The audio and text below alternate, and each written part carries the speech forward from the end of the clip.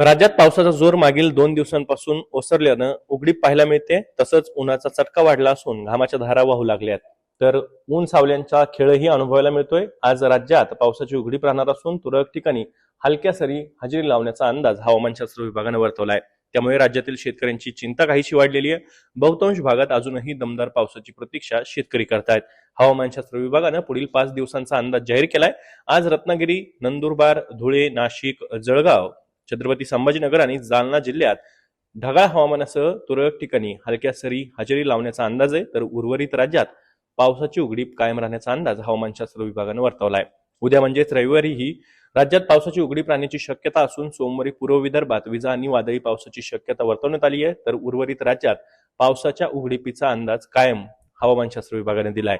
मंगळवारी पूर्व विदर्भातील काही जिल्ह्यांमध्ये विजांसह वादळी पावसाचा तर मराठवाड्यातील काही जिल्ह्यात हलक्या पावसाचा अंदाज असून बुधवारीही विदर्भ आणि मराठवाड्यातील काही जिल्ह्यांमध्ये हलक्या सरी हजेरी लावण्याची शक्यता आहे.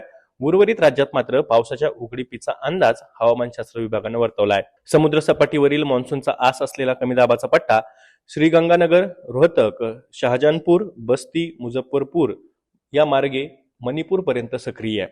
पूर्व उत्तर प्रदेशावरील वरच्या वातावरणातील चक्राकार वाऱ्याची स्थिती कायम असून ती समुद्र सपाटीपासून सुमारे 5.8 किलोमीटर उंचीवर आहे. तेलंगणापासून कर्नाटक किनारपट्टी लगत पूर्व मध्य अरबी समुद्रापर्यंत 1.5 ते 3.1 किलोमीटर उंची दरम्यान सक्रिय असलेला हवेचा कमी दाबाचा पट्टा आता कमकुवत झालाय.